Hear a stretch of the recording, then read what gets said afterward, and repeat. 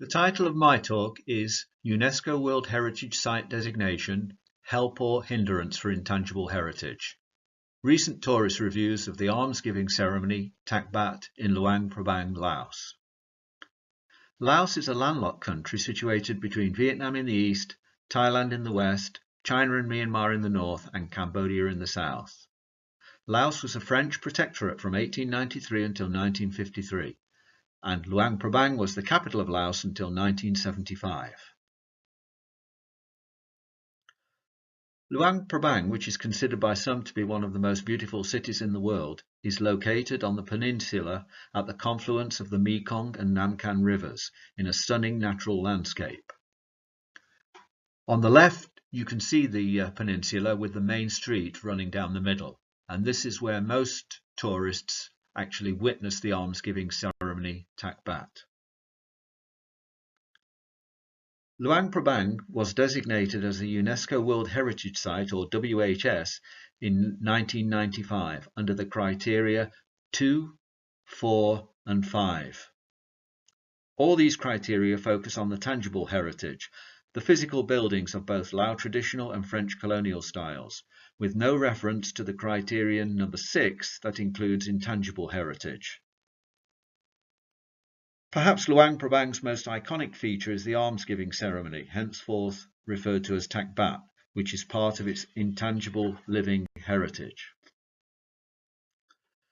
The Luang Prabang UNESCO WHS has an area of 820 hectares, or 8.2 square kilometres, with a buffer zone of 12,560 hectares, which is 125.6 square kilometres. On the map you see the core heritage area is in yellow, the monasteries are shown in pink, and the natural area is shown in green. The issue of whether Luang Prabang's WHS designation is a help or hindrance has been discussed over the years by many authors. Before looking at the state of knowledge, though, it is worthwhile considering how tourism has grown since Luang Prabang achieved its designation in 1995. Between 1997 and 2019, total visitor arrivals have increased by almost 20 times, with all groupings shown increasing except domestic. The year 2020 clearly shows the impact of the COVID pandemic. Considering the foreign arrivals, the Asian group as a whole has increased from 25% to 50%, while the Western group has decreased from 75% to 50%. A Chinese group, part of Asian, is shown separately because over the last 15 years that group has increased from almost nothing to around 15% of the total foreign arrivals. Seeing the dramatic increase in the number of visitors since WHS designation was achieved begs the question whether Luang Prabang is now suffering from over-tourism. It has been reported for many years that there are more tourists than locals, and that the locals are selling or renting their homes to the tourist industry. So moving on now to the state of knowledge. Firstly, on the academic side, the alarm bells about the fate of Luang Prabang have been ringing for many years. In 2008, Dawn Starrin talked about blessing or threat rather than help or hindrance, and wondered whether WHS designation was the kiss of death for what makes Luang Prabang special. In 2011, Reeves and Long used the phrase "unbearable pressures in paradise" in the title of their article about Luang Prabang. In 2017, Kaust and Vecco asked the question whether WHS designation was a blessing or burden in their study of 3 sites in Asia, including Luang Prabang. In the same year, Louis Tam wondered, world heritage for whom? And considered how heritage and tourism stakeholders, domestic and foreign, are contributing to sustainable tourism development and what are the benefits for local communities. It was recognized that the threat to intangible heritage is multidimensional and not just a question of WHS designation. Reeves and Long talked about the interaction of place, community, heritage, tourism and development.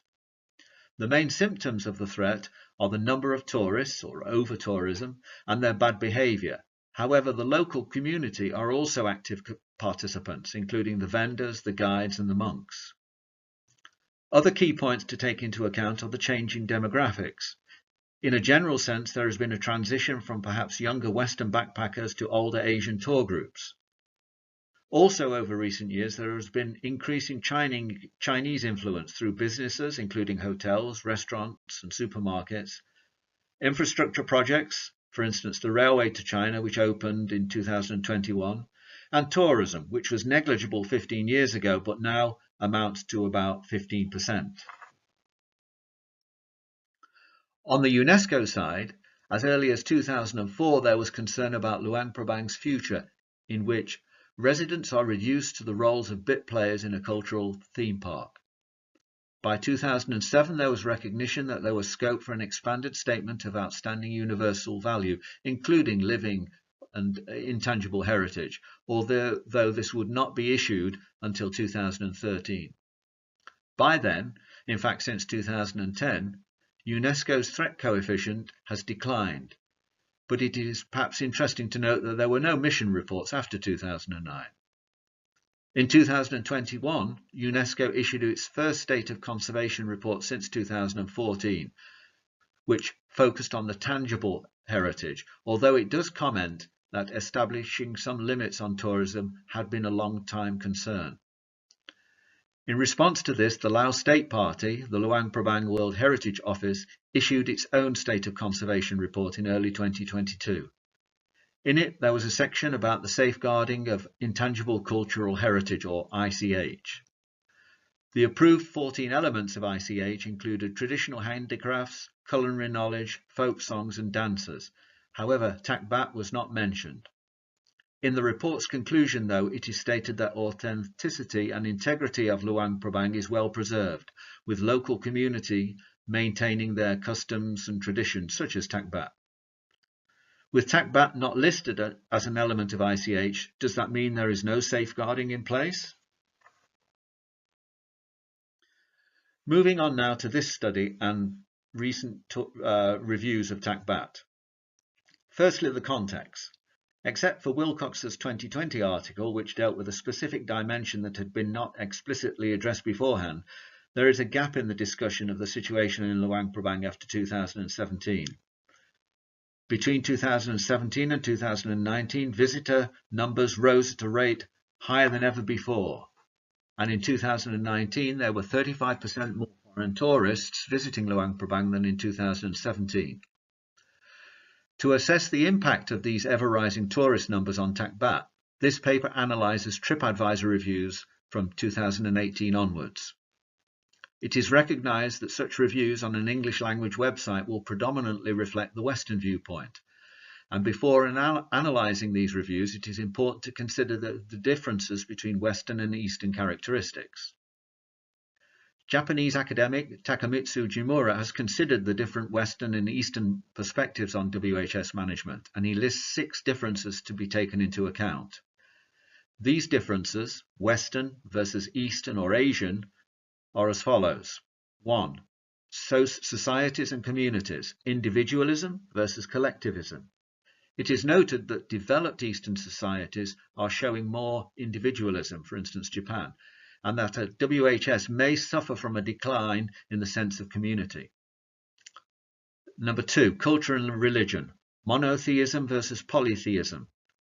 Although this may not be relevant outside the Japanese context, however, there are clearly differences, for instance, less religious versus more religious. Number 3, heritage and authenticity. For authenticity, tangible versus intangible. This could be highly relevant to Takbat because of the increasing proportion of Asian foreign tourists. Number 4, conservation. Restoration of stone or brick buildings versus rebuilding of wood buildings. Both types of building materials in colonial and traditional structures respectively are present in Luang Prabang. 5. Cities and planning. More versus less historic centres, with clear versus unclear distinction between centres and suburbs, and more versus less history of urban planning and development. Finally, 6. Visitors and tourism. Independent versus group. In the undeveloped countries regions like Laos and Luang Prabang, the main drivers for tourism are the economic benefits.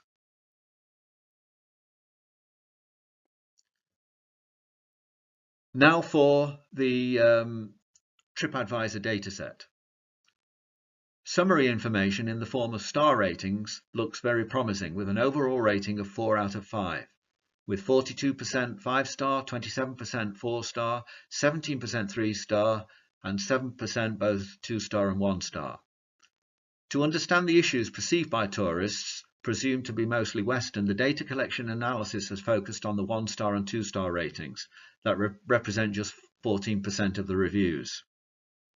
This approach is justified because the higher ratings are not expected to highlight any specific critical issues, and because it will be difficult to process such large volumes of data. Moving on to the quantitative analysis. Just looking at the years from 2018 onwards, there are 615 reviews, with 38 1-star and 42 2-star reviews. These percentages are almost identical to the historical average, which suggests the tourist experience hasn't changed in recent years.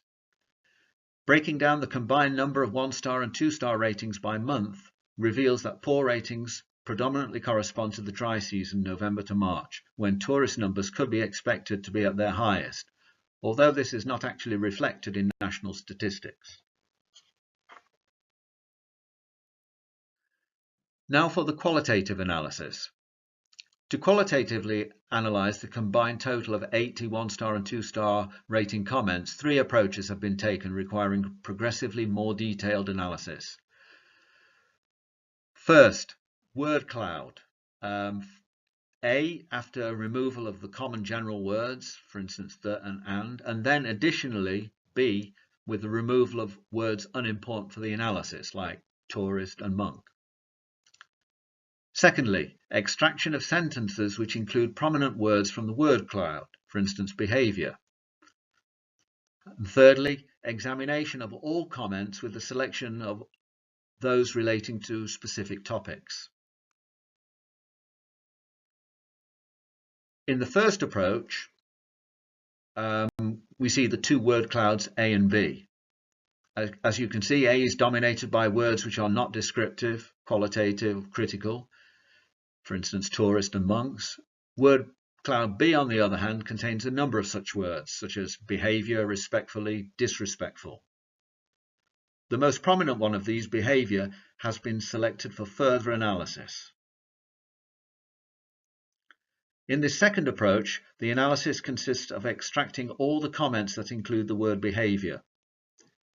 In summary, the comments focus on the disrespectful behavior of the camera-toting tourists intent on getting too close to the monks and taking selfies. The local vendors and guides are also mentioned as contributing to the chaos. Some noteworthy advice is given about how to enjoy Takbat appropriately.